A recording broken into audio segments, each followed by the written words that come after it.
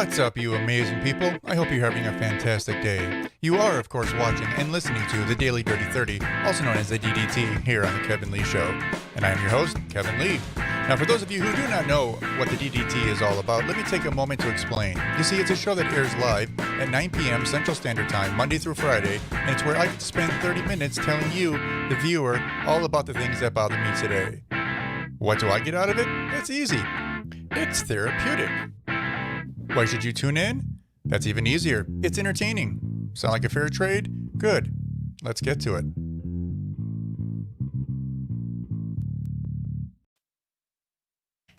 Hello, friends. I am glad you are here. I hope everyone is having a happy Wednesday. That is, at least for those of you who are watching or listening to us live. And for anyone else who might be listening later on, I hope you're having a happy day too, wherever and whenever that might be. Today, we are going to be discussing not only who Joe Biden picked to be his VP, but what it could mean for the future of this country. That's right, what it could mean for you and me. Oops, technical difficulties all over the place. Anyways, as you know, if you're watching, my name is Kevin, and indeed, you are watching the Daily Dirty 30, which airs here on The Kevin Lee Show, Monday through Friday at 10 p.m. Eastern, 7 p.m. Pacific. I have to not speak so fast. That way you'll be able to understand me. But today, like we said, we're talking about Kamala. Right? Kamala. See, one of these days I'm going to get it. Kamala. It's Kamala time. As you are probably well aware, yesterday, the Democratic presumptive nominee, Joe Biden, and that term never meant so much as it does right now. He actually chose finally and announced his VP pick, and that is Kamala Harris, who is a senator out of, well, we'll get there in a second, out of New York, dear God, out of California. Okay, anyways, waking up. I'm probably going to start doing these things earlier, so I'm not so tired at the end of the day, eh? But like I said, Joe Biden picked Kamala Harris. We're going to talk in somewhat great detail why this is important. Not just why is it important to me, but why it should be important to you and every other American. And it's actually really rather simple. She has many beliefs and stances that not everyone is going to agree upon. Some people will love, some people will hate, some people will question and wonder. But I can assure you there are a number of things that people may and may not like. Most definitely. But first off, like I said, let's get the obvious thing out of the way. You know, obviously he did pick Kamala Harris, and it is pronounced Kamala. So think of like the word comma and with la. Kamala. Okay. Kamala Harris. Currently, she is, like I said, serving as the junior U.S. Senator from the state of California. And before that, from 2011 through 2017, she served as the AG, the Attorney General, I should say, won't use abbreviations, for the state of California. Again, that was from 2011 to 2017. And before that, from 2004 to 2011, she served as the District Attorney for San Francisco. Of course, being someone who is a prosecutor, essentially, for an entire city and then basically for an entire state, and more or less being the top cop, because I don't know if you're aware of that, but an AG is actually the top cop. So same with the DA, they're top cop in that, district, and when they're in for the state, they're the top cop for the state. She had a number of things that she did that maybe she's proud of, maybe she's not. I do not know. I do not know her personally. I have no idea why, but my audio does not seem to be working. This is an issue. Is it coming through? Hold on a second. Let me turn my volume up. Hello? Oh, no, it's working. Okay, that's weird. I have no idea why it's doing that. Hello? Hello? Interesting. Sorry about that. I didn't mean about the technical difficulties. All of a sudden, I'm looking and my audio meter's not going up, but it is on here and it does seem to be coming through. I have no idea why it's not showing on my mic. I'm not going to worry about it though. I ain't going to worry about it. And if anyone is on here and they do see that it's not making volume, please let me know. Now I'm kind of all in a tizzy, if you will.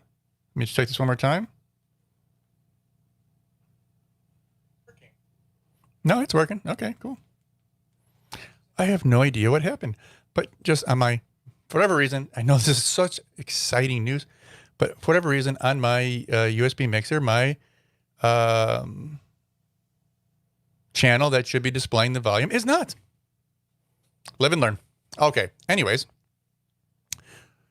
we are going to be, where were we? Okay. So, so she is the current junior senator from the state of California, as well as she's a former AG and former DA. Got that part done. Good. On the right page. Okay, where were we now? I'm really befuddled. All right. So why this should concern you, or why this should not necessarily alleviate things, right? We're going to talk about this. We're going to talk about the fact, and I'll just bring this up right quick here. So most people believe that Joe Biden is going to be the president and that, you know, Kamala Harris is going to be the VP. Some people believe that Kamala Harris eventually will become president because Joe Biden will not be in office very long. I don't know if this is true. I can't say one way or the other. I have no reason to believe that he will make it. If you watch him recently, even today, he was doing a press conference. He was not building a lot of confidence, if you will, about people or about himself around people. Yeah, he seemed to be slipping even a little bit today during the press conference. So because of that, I think a lot of people are interested in what, you know, Kamala Harris is going to bring to the table. And as you can see on here, this is actually from today, I believe. Technically, it might have been from yesterday, though. Actually, it's probably from yesterday, technically. This is from CNN. It says Joe Biden made the pick that maximized his chances of continuing to make the race a straight referendum on Trump, while also selecting someone whose resume suggests being ready to step in if and when Biden decides to step aside. That's a very key sentence. Now, mind you, this is very blatant. This is not like, I'm not reading into this. This literally says that she has a resume that suggests that she's ready to step in if and when Biden decides to step aside. Not that Biden's going to go to the hospital, not that Biden's going to become incapacitated or pass away. Just when he's ready to step aside, she'll step right in as president. So it's understandable that I have concerns, but obviously they have concerns, right? Because let's look at it. This is what they are planning on doing. This is essentially the plan, right? Why would they say this? Why would it be right on a tweet from CNN if they didn't actually think that this was going to happen? Kind of frightening, if you ask me. Where are we now? All right, so lots of things to really dive into. During her time as Attorney General, a number of controversies actually have come about, which is very true. And I wish I could really go through even just the majority of the major ones, but I can't. And that's because, frankly, it would take too long. I've only got a half an hour. In fact, we're almost a third of the way through this. And I'm not going to allow ourselves to, you know, rush through every single story. In fact, before we even dive into the controversial section of it, I want to play a little something here. This is from the debates that happened earlier in this campaign, when there were a number of people still running for the presidential nomination. And this is Tulsi Gabbard addressing, you know, Kamala Harris and giving some criticisms, if you will. So I'm going to go ahead and play this, and I will let you all see exactly what I'm talking about. Senator Harris says she's proud of her record as a prosecutor and that she'll be a prosecutor president, but I'm deeply concerned about this record. There are too many examples to cite, but she put over 1,500 people in jail for marijuana violations and then laughed about it when she was asked if she ever smoked marijuana. She blocked evidence that would have freed an innocent man from death row until the courts forced her to do so. She kept people in prison beyond their sentences to use them as cheap labor for the state of California. And she fought to keep cash bail system in place that impacts poor people in the worst kind of way. When you were in a position to make a difference and an impact in these people's lives, you did not. And worse yet, in the case of those who were on death row, innocent people, you actually blocked evidence from being revealed that would have freed them until you were forced to do so. There is no excuse for that. And the people who suffered under your reign as prosecutor, you owe them an apology. Yikes. Okay, so that was pretty brutal, right? But it also seemed to be very honest because, like I said, if you're not aware, Kamala,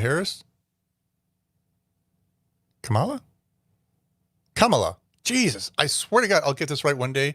Maybe after, her and Joe take office and then she takes office, maybe I'll get it right. Or maybe it'll just be President Harris, right?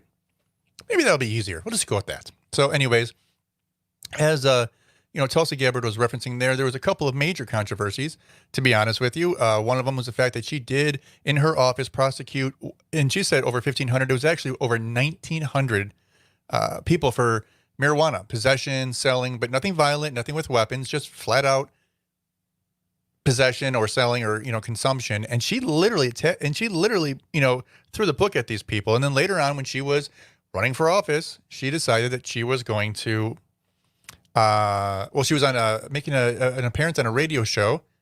I think it's called the Breakfast Club, and they asked her if she ever smoked pot, and she absolutely said she'd had, and she was laughing about it. Yet she threw people in jail for doing the exact same thing that she said, she did freely. It's kind of interesting to have double standards like that, as well as they were making a quick reference, and I really wish we had time because I recommend you do go through this. In fact, maybe I'll even tweet out the link. There's a story about a number of times that, evidence didn't necessarily make its way out, but there was a situation in particular. I believe his name was Kevin Cooper. He was 25 years old. Many people believe, I'm not saying he was, many people believe that he was framed for a horrible homicide, killing of an entire family, essentially, except for one child, and then actually killing another child, a neighbor child that had been spending the night over at the house. It is a horrific story. I'm not going to get into it, but just Google it. There's some people, especially from the New York Times, and I can't remember his name. It's a shame. Wish I did. Is this it? No, it's not it. So I do not have it pulled up, so I cannot tell you exactly what story was. But it more or less, he was convicted of murder. He's on death row, and it's come to find out now that there's a very good chance. And it's not just like one reporter's opinion. We're talking, there is 5 appellate court judges who side with him, or side with, that this person is probably innocent. They know there's DNA that has to come out that hasn't been tested because we have advanced abilities to test it now. Again, it's a very tragic story. Hopefully this person, if he is innocent, can get freedom. But this is just a perfect example of the type of things that Kamala Harris did. Kamala. I got it right. Woohoo. But again, I'm not completely attacking her because just imagine being the Attorney General for California or even the DA for San Francisco. It's a huge area. There's tons of crimes, tons of murders. You have things coming across your desk all day, every day. And I mean, you'd be amazed at the number of cases that cross your desk. You look at the facts, and then not only that, you're an elected official. So you have to, I don't want to say you have to think differently, but you do kind of have to think differently because chances are you are going to be dealing with things that are sensitive, and you have to know how to approach them and how to judge them and what to prosecute, what not to prosecute, and what level. And it's again, politics is a game. Anyone who understands politics gets this. They know it's a game, and it is. It's a game. Shouldn't be, but it is. Because of that, when you are an elected official, even for an attorney general or a DA, you're going to have to play politics. And unfortunately, that gets caught up, and that seems like it got caught up here. Now she's completely for testing the DNA and try to get the guy free, but, it's only after she got, attacked by national media for it, and when she was running for a national office. So that's kind of it does just a little sampling of the controversies. You can just literally put in, Kamala Harris prosecutor controversies, and you'd be amazed what's going to come up. Now, speaking of controversies, there's a couple of smaller things that, in my mind, are smaller, but a lot of people really do seem to be laser focused on, if you will, and rather upset. And there are a couple of quick things that I think we can tackle today and get out of the way. and that would be two issues. First is her race, and then is her eligibility to actually be president of the United States. Now, let's tackle, in my opinion, the easiest of the two. Is she black? Well, it kind of depends. I guess it depends on how you define the word black. And I mean that. So do you define the word black as being a certain percentage black? Is a black person who is 50% or more black? Do they have to have 30%, African-American DNA? Do they have to, what standard do you use personally? I don't really think, I don't know of a good answer, to be honest with you. And I'm going to show you something right quick. Here is a little thing. Here. So this is, speaking of that, here's an issue of Shaun King. I don't know if you know who Shaun King is. He's an activist. We'll leave it at that. A couple of years ago, not even a year and a half ago, I think it was, he said, "I'll be frank and tell you, two Democrats that I am 99% sure I won't be supporting, primarily because of their dismal history on criminal justice reform over the course of their entire careers, Joe Biden and Kamala Harris. They both helped build and advance mass incarceration." So this is kind of out of context, but I just want to show you these because I thought it was so funny. So this is him about a year and a half ago, Shaun King. And this is him just, I guess today, it might've been yesterday. Says, "That's it for me. I'm incredibly proud to see a brilliant black woman, an HBCU grad, chosen as a vice presidential nominee." Sorry, getting ahead of myself. "I've done political work my whole life. It's rarely things dreams are made of. Kamala Harris is the most progressive VP nominee in American history." So obviously he changed his tune. Again, he has that right to change his opinion. But the reason why I kind of bring this all up is because he calls her a black woman. And we were talking about, is Kamala Harris black? Again, I don't know why this is an issue, but it is. And he actually recommends or states here that she's an HBCU grad. This is a grad, which is a historically black college university. I'm not even sure what university she went to, but apparently she went to a historically black college university and she graduated from there. And he calls her a black woman. So this is the headline that was all over the place when she became a senator in the election of 2016.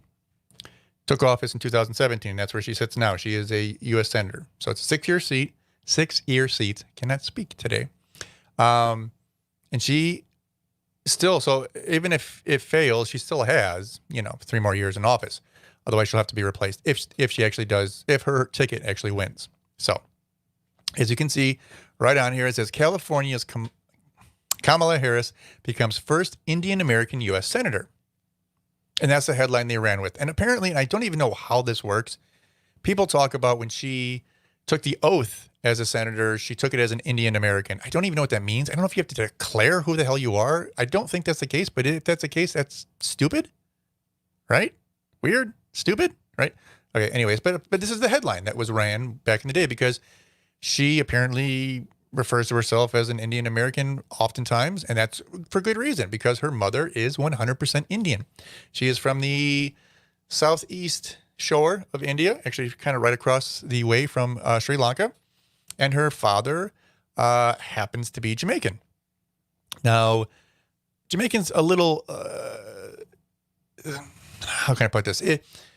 Being from Jamaica, obviously most people are going to be very dark skinned. So, and obviously there's a lot of African-American ancestry DNA in Jamaica, but there's also British and Irish and South Asian, East Asian, and even Spanish. And when I was surprised, there's actually a lot of Irish apparently, which I had no clue until today, until I was doing research. But apparently there's 6 major cultures, and Irish is like number 3 in populace wise. Actually, that'll reveal itself just in a little bit. Where are we here? So, Kamala Harris becomes first Indian American U.S. Senator. But now, the headline is, today, Kamala Harris makes history as first black woman VP nominee. Again, 3 years ago, they were emphasizing that she was an Indian American. Now she's a black woman. And again, she can be both. I'm not saying she's not. Okay.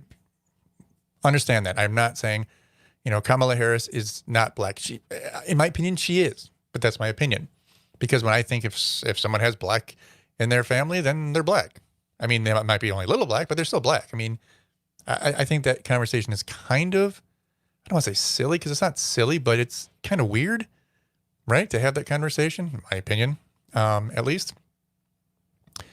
And again, her father was Jamaican. Also, her father, whose name is Donald Harris, he is a professor, an emeritus professor at Stanford University. He's a economics professor. He claimed in an interview, what was it, 2018, so like maybe 2 years ago, stating that he is a descendant of a famous slave trader who happens to be white and Irish. Hamilton Brown, I believe his name was. I could look it up. But yeah, I believe his name is Hamilton Brown. But they are descendants, allegedly, possibly, of this said slave trader. So it's interesting that a woman who now claiming to be black is in the lineage of a slave trader, a white slave trader. So obviously she's got white in her Jamaican side. If her father's a descendant, that would make her a descendant. But again, that doesn't make her less black. Just an interesting fact, if I don't say so myself. Okay. So that was the easy one, but now we've actually spent way too much time on that. So now let's kind of speed up here and we'll go, is she eligible to be president? In my opinion, I think so, is the short answer. So the whole ordeal is this. She is born to two parents inside the U.S., but neither parent at the time was an American citizen. I think they were both in the process of becoming citizens. So it wasn't like, they snuck into the country. I mean, they were there legally. They were working. They had visas, and they might even had green cards. I do not know. But one was from, like I said, one was from India, one was from Jamaica. They both immigrated to the U.S. and they had a child. And because she was born here, she is a quote unquote American citizen. Now, the U.S. Constitution does say you have to be a naturalized citizen. I think that's still kind of up for debate. I don't know exactly what that's supposed to mean, but she was born here on American soil. So I'm assuming that would make her an American citizen, but who knows? In fact, there's some people who, I was reading a controversy today from actually the left side saying that they believe that this is all a plot and a ploy to get Biden elected, have him step down like 3 months later, and then have him turn around and have Kamala step up, but then have her be disqualified and then put the Speaker of the House in place. I don't think that's the case, but yeah, you never know. Anything is possible, right? Anything is possible. Oh my goodness. We took way too much time on those other subjects. I'm going to have to try to speed this up and cut it short. Okay. So what we're going to do right now is do a very, very, very quick scroll through of Kamala Harris's positions, if you will, on certain things. So on capital punishment, death penalty, she wants to abolish it. On cash bail, she wants to reform it. I personally believe you should abolish it, but okay, so be it. Cocaine sentencing disparities, scrap the disparity. I think you should legalize all drugs, so I think she's wrong in that, but okay. Mandatory minimum sentences reform, eliminate them. Okay. Private prisons, eliminate them. Couldn't agree more. Election security, mandate paper ballots. That's not a bad stance. The economy, affordable housing, subsidies for renters and homeowners. Okay, so that might be okay. I don't know. I'd have to look into that further. Income inequality. Expand tax benefits for middle class and low income Americans. Well, that would be potentially good, maybe, depending upon how exactly she planned on doing that. Minimum wage. Raise the federal minimum wage to $15 an hour. This I really can't agree with, and I'll show you why. I'll click this over. Oh, that's not what I wanted. Oh, that's not what I wanted either. Apparently, I think I have my notes over here. Oh, that's why.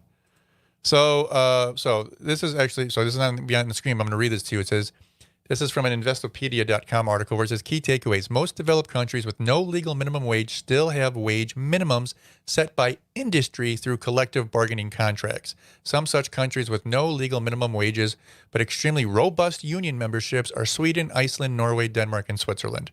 So what they're saying is, yes, maybe the average person doesn't have, or these countries don't have minimum wages for the average person, but the industries themselves regulate it with the work of the unions, and they come to agreement of how much people should make. So really, this still is minimum wage. It's just not a federally instituted minimum wage. And I think that's a far better system, in my opinion. Paid leave. Support several months of broad paid leave. Again, I'd have to look more into that. I'm not sure if it's a good idea.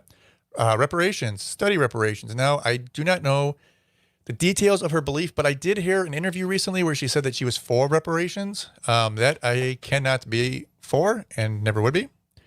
Cost of college. Students shouldn't have to take on debt. I kind of agree with that one. I wish we had time. It's already 27 minutes, and I do not want to go on for 20 minutes about it because I'll have to.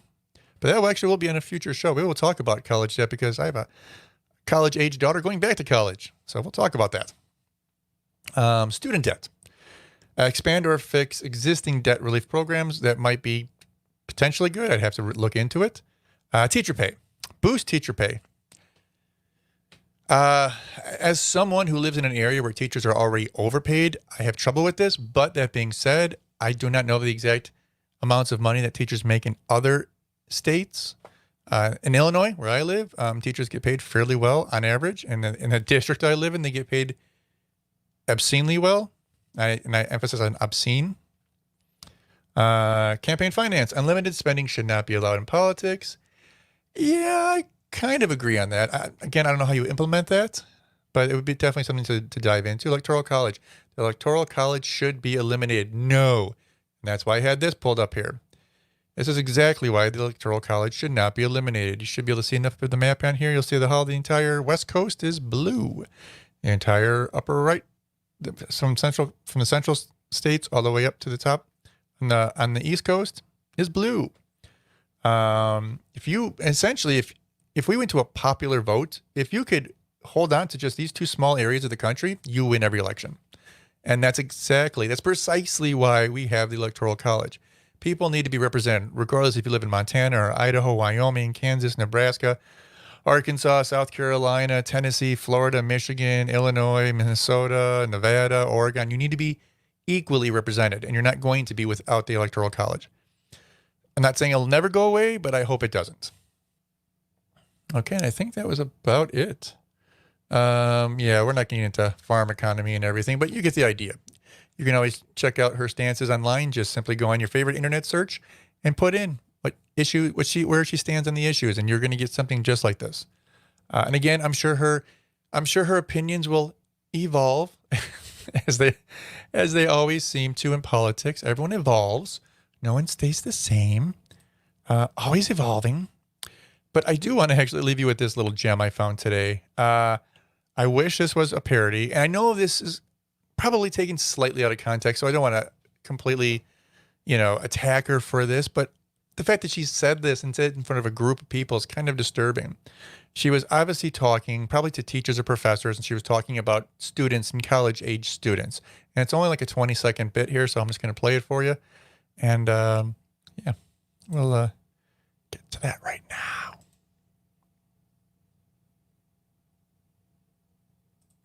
What else do we know about this population, 18 through 24? They are stupid. That is why we put them in dormitories, and they have a resident assistant. They make really bad decisions. Okay, think about that. Think about what she just said. Again, she might be playing a little bit, right? I'm not saying she's not. I'm not saying she's not playing to the audience and trying to get a few laughs. But there's some truth in what she's saying in her mind. Otherwise, she wouldn't be saying it on stage in front of everyone where it's being recorded. Something to keep in mind. But with that being said, we are already at 30 minutes, folks. You know what that means? It means it's time to go. But today is Wednesday, which means we have 2 more episodes. We have one tomorrow on Thursday and one on Friday. Of course, Friday comes after Thursday. I don't know why I was confused about that. But anyways, hope everyone is having a great day. Have a great night. Have a great tomorrow. And, we'll see you soon, right? See ya.